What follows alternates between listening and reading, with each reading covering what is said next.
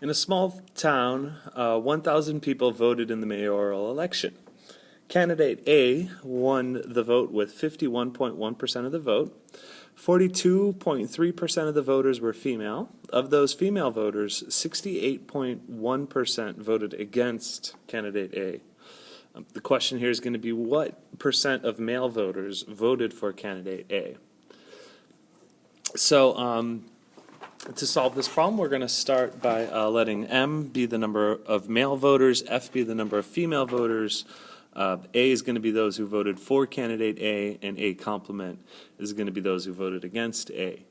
We're going to use the number of voters as opposed to the proportion or probability, percent of voters, since we have a nice easy number to work with here, 1,000. Obviously, we could just take our percentages and multiply them by 1,000. So we're going to construct a two-way table. We're looking at males here. We're looking at those who voted for candidate A, and here we're looking at those who voted against candidate A, and they should equal our 1,000 people. So let's start with what we know. Let's go back to the problem here. We know that candidate A won with 51.1% of the vote. So if we look here at the margin here of candidate A, he won essentially with 511 votes, 51.1 times 1,000, which means the remaining percent, those who didn't vote for candidate A, is going to be 1,000 minus 511, which should be 489 if I did my math right. Okay, let's go back and see what other information we have. We have that 42.3% of voters were female. So that is going to translate to 423 female voters, filling out the entire margin here, which again, process of elimination, 1,000 minus 423 should mean that 576 males voted. Now here's going to be the tricky part of the question. Of those female voters, 68.1% voted against candidate A.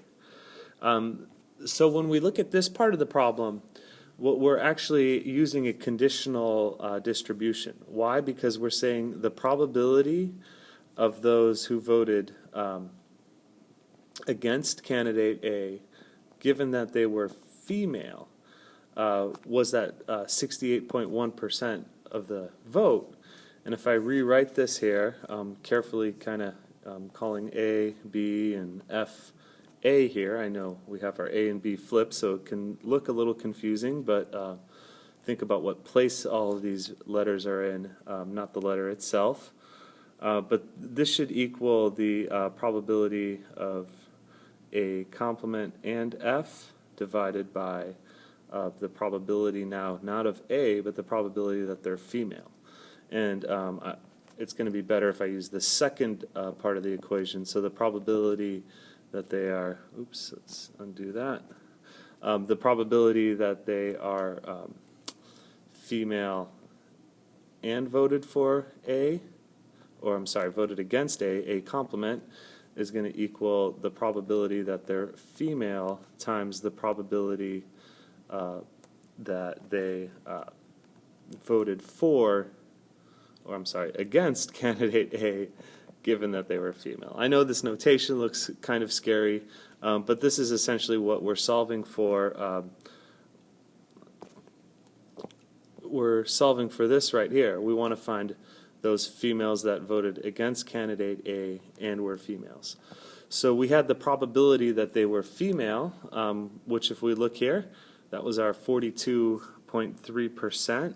So I'm going to write that as a decimal. I'm going to write everything as a decimal and multiply it out by 1,000 when I'm done to figure out how many people I have. And now I'm looking at the probability that they voted against candidate A given they were female, and that was that 68.1%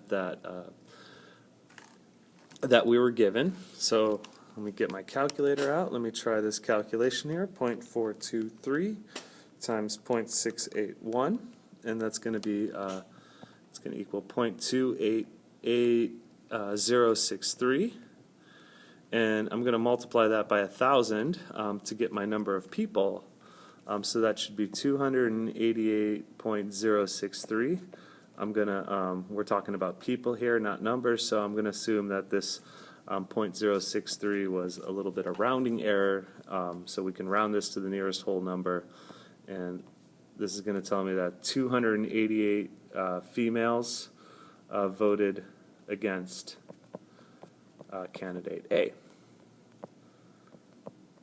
Against A. So going back to my chart here, that was 288 females voted against candidate A. A little process of elimination. This needs to add up to 423. So 423 minus 288 is going to be 135. That's telling me 135 females voted for, and 288 voted against. Now I just got to add up my margins here. Can take 489 minus our 288. That should be 201, right? Yeah, that looks right.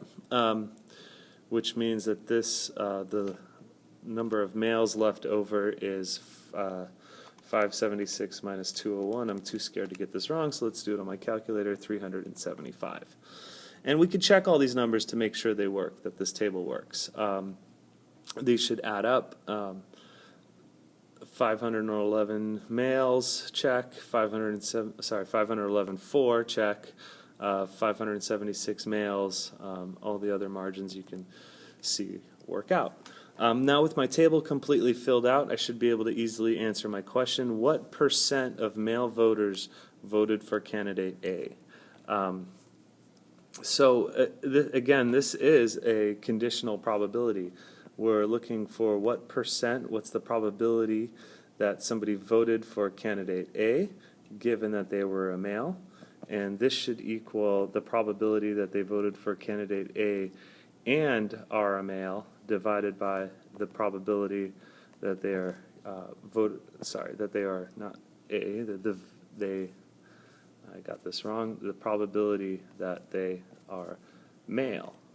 And going back to my table now, those who voted for, those males that voted for candidate A, that's my 375.